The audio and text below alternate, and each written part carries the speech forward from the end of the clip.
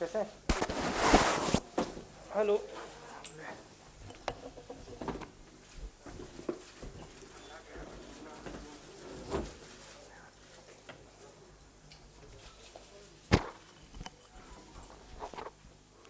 नमस्कार साथियों। देश की अर्थव्यवस्था और मौजूदा बजट के बाद हो रही जनमानस को तकलीफ को लेकर आदरणीय राहुल गांधी जी की इस विशेष पत्रकार वार्ता में आप सबका स्वागत है। मैं बगैर किसी विलंब के राहुल जी से दरख्वास्त करूंगा कि वो अपनी बात आपके समक्ष रखेंगे और फिर आपके सवालों का जवाब लेंगे। आदरणीय राहुल जी।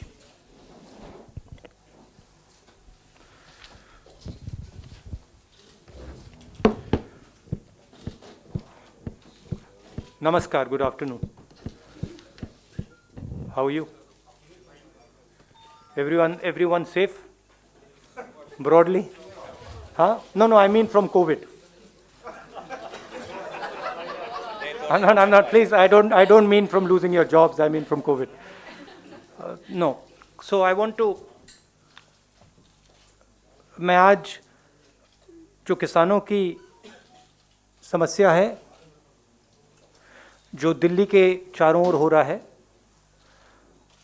और बजट पे थोड़े पॉइंट्स रखना चाहता हूं। सबसे पहला सवाल,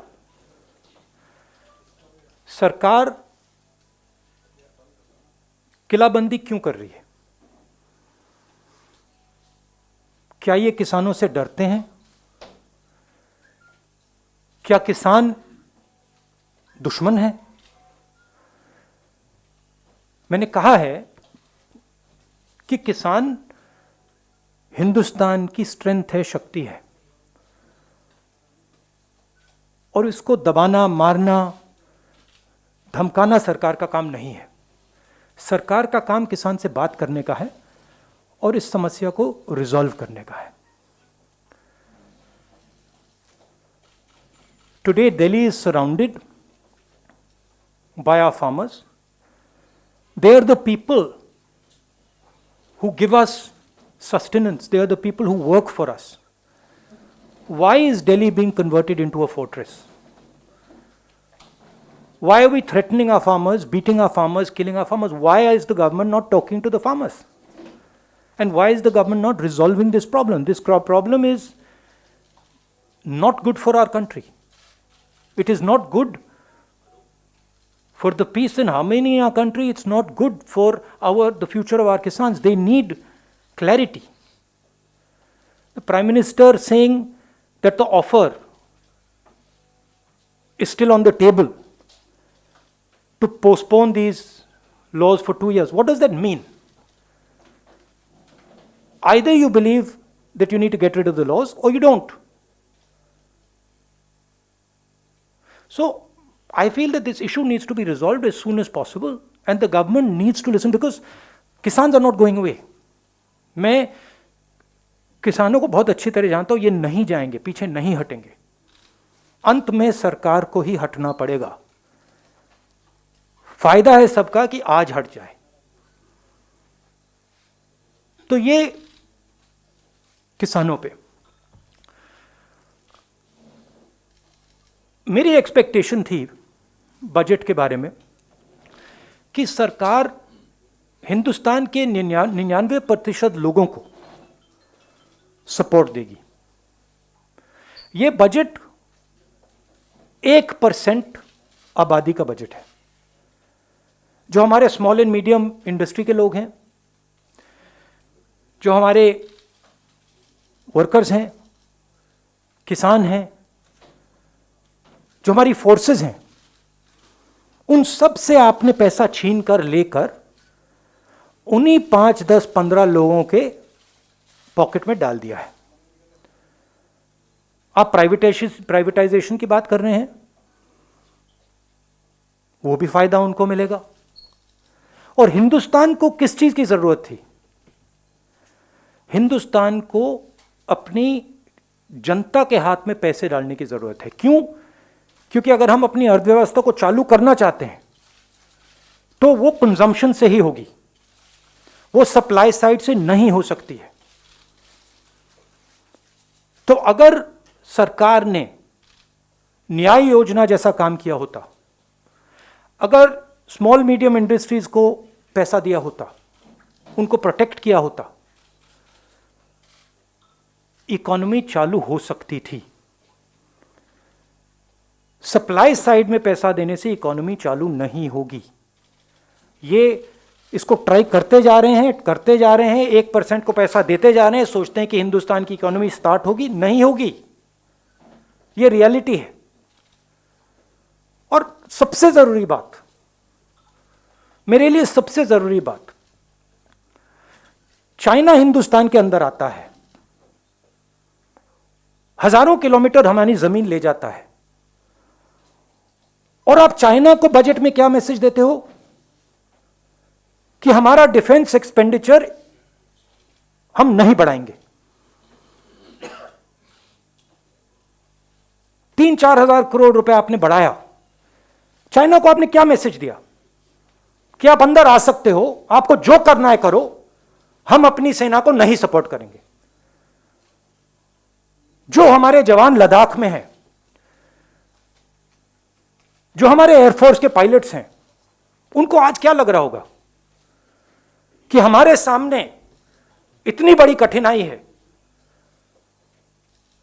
और हमारी सरकार फोर्सेस को पैसा नहीं दे रही है, और जो हमारा है फोर्सेस का है वो उन्हीं 5-10 लोगों को पैसा दिया जा रहा है। इससे देश को फायदा नहीं होने वाला है। मैं दोहरा रहा हूं, इससे देश को फायदा नहीं हो रहा है। इस समय फोर्सेस की कमिटमेंट 100% है, सरकार की कमिटमेंट 110% होनी चाहिए। मतलब जो भी हमारी सेना को चाहिए, जो भी हमारी एयरफोर्स को चाहिए, जो भी हमारी नेवी को चाहिए, सरकार को देना चाहिए। ये कौन सी देशभक्ति है कि सर्दी में लद्दाख में हमारी सेना खड़ी है और आप उनको पैसा नहीं दे रहे हो? ये कौन सा नेशनलिज्म है? अब आप सवाल पूछिए। Thank you, sir. I'll come one by one. अच्छा, I've got parliament, so we have to have a slightly limited interaction. I'll. ANI, Siddharth. Sir, prime minister ने ऑल पार्टी मीटिंग में कहा, आपने बात को जिक्र किया, तो आप इस स्टेटमेंट से क्या समझते हैं? क्योंकि जब भी एजुकेशन में कुछ हुआ है, प्रधानमंत्री की एक ही बात है जो पब्लिक डोमेन में आई है, उनका उसके ऊपर view. Are you satisfied with the view of the prime minister on this? Do you think No, what view? The view which he has said that कि कृषि मंत्री ने जो कहा एक फोन कॉल की दूरी पर है, तो आप इस चीज से सेटिस्फाइड हैं उनके से? नहीं, द व्यू दैट वो जो ऑफर था उसको वो टेबल पे है, वो व्यू। जी, और ये भी उन्होंने कहा कि एक फोन कॉल की दूरी पर है, किसान संगठन चाहें तो बात कर सकते हैं। नहीं, बात तो कर सकते हैं, मगर किसानों की इशू क्या है? किसानों की इशू ये है कि इन कानूनों को वापस लीजिए, और कोई इशू तो है ही नहीं। देखिए हुआ क्या, सरकार ने नोटबंदी की, सरकार ने जीएसटी लागू की, एग्रीकल्चर पे जीएसटी लागू की, आपने हिंदुस्तान की इकोनॉमी को नष्ट कर दिया। उसके बाद कोविड आ गया और जबरदस्त डैमेज हुआ। ब्राइट स्पॉट क्या था? जब हमारी स्मॉल एंड मीडियम बिजनेसेस, बड़े बड़े बिजनेसेस से कोविड से चोट लगी, ब्राइट स्पॉट क्या था? ब्राइट स्पॉट एग्रीकल्चर था। आपको याद होगा कुछ महीने पहले, एग्रीकल्चर इज ब्राइट स्पॉट, मतलब किसानों ने काम कर लिया, किसानों ने हिंदुस्तान को बचाया। अब आप उनकी जिंदगी नष्ट कर रहे हो, वो हमारी रीढ़ की हड्डी, अब उनको मार रहे हो आप, और फिर आप कह रहे हो 1 फोन कॉल अवे। मतलब क्या 1 फोन कॉल अवे? क्या वो प्रधानमंत्री से बातचीत थोड़ी करना चाहते हैं? वो अपना कानून, ये जो कानून है उसको वापस लेना चाहिए प्रधानमंत्री, और बातचीत क्या है उसमें? तो जो एक हिंदुस्तान का एक ब्राइट स्पॉट था उसको भी आपने तोड़ दिया। उमा शंकर जी। राहुल, बहुत सारी अंतर्राष्ट्रीय हस्तियों ने ट्वीट करके किसान जो आंदोलन चल रहा है उसके प्रति अपना समर्थन जताया है। उस पर विदेश मंत्रालय की प्रतिक्रिया आई है कि ये जो है ये सही नहीं है और तोड़ मरोड़ कर पेश किया गया है इन सब तथ्यों को। इसमें मुझे इंटरेस्ट नहीं है। उन ट्वीट्स पे आपकी क्या नहीं, प्रतिक्रिया? कोई ओपिनियन नहीं है मेरा। ये हमारा इंटरनल मैटर है, ये किसानों का मैटर है। बात क्लियर है कि ये जो कानून है ये वापस लेने हैं।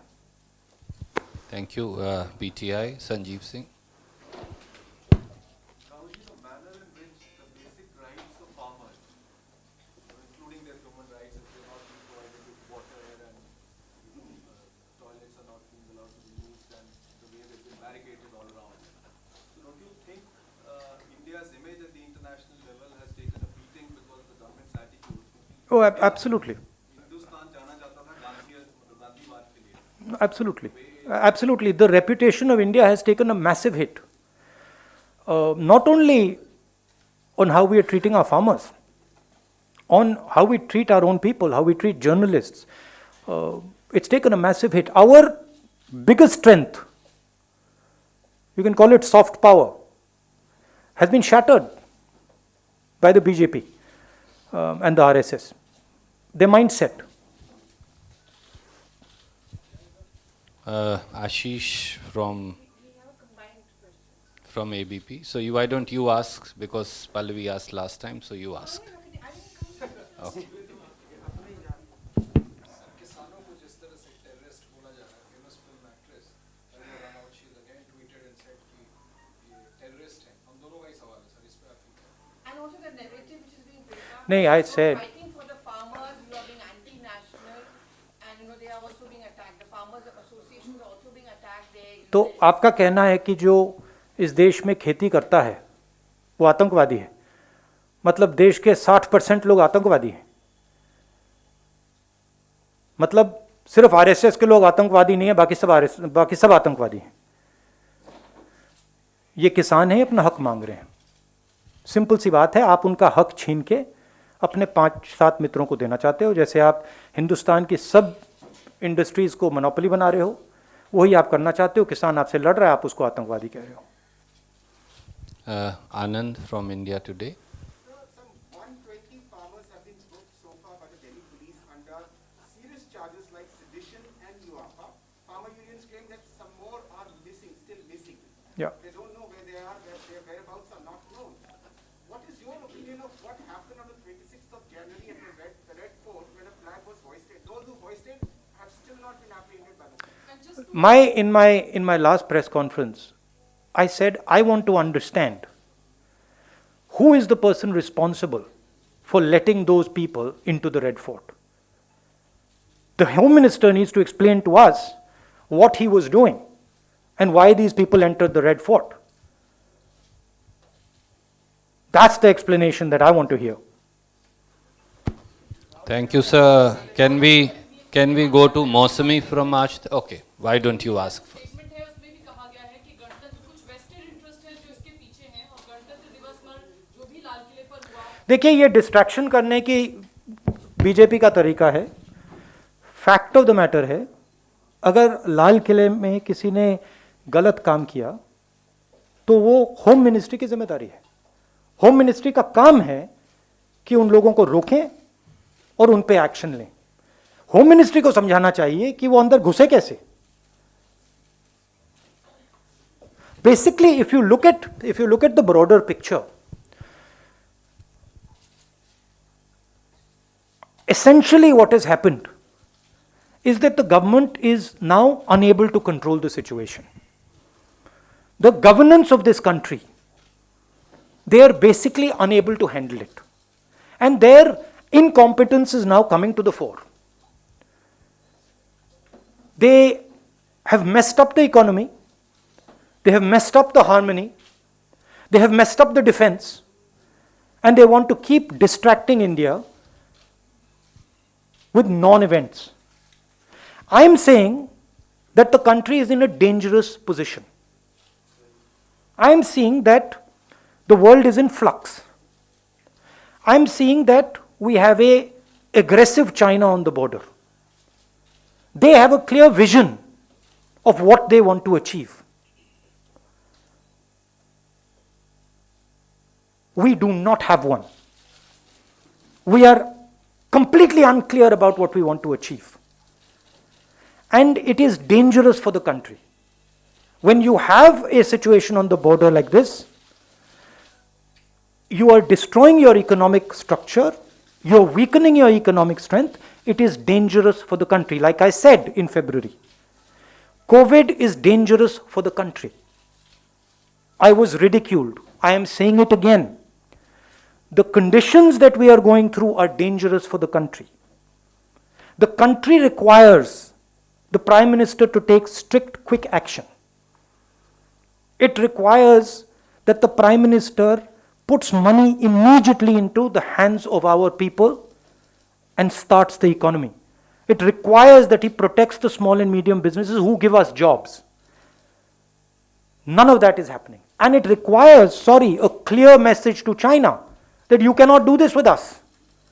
You cannot be sitting inside our land and expect that nothing's going to happen. This country is lacking leadership. There is no leadership in this country anymore. There's just talk. There is no understanding. There is no strategy. The thing has come apart.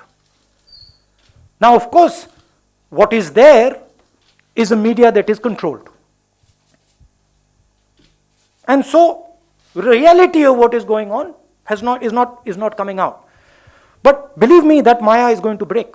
Somebody is going to break that Maya. And so my constant request to the Prime Minister is do your job. Do your job. You've been elected to do your job. Your job is not to sell this country to 1% of the population. That's not your job. Your job is to protect the Kisans who are standing outside. That's your job. Go hold their hand, give them a hug, and tell them, what is it that I can do for you? Your job is to make sure that small and medium businesses can compete with China. Talk to them. Ask them, because they have the answer to China. So the Prime Minister is basically given up. He is now on a different plane. He's got a beard, and that we are going somewhere else now. And the country is not being run. And it's my request to the Prime Minister, please, gather up your courage and run the country. Thank you. Thank you, sir.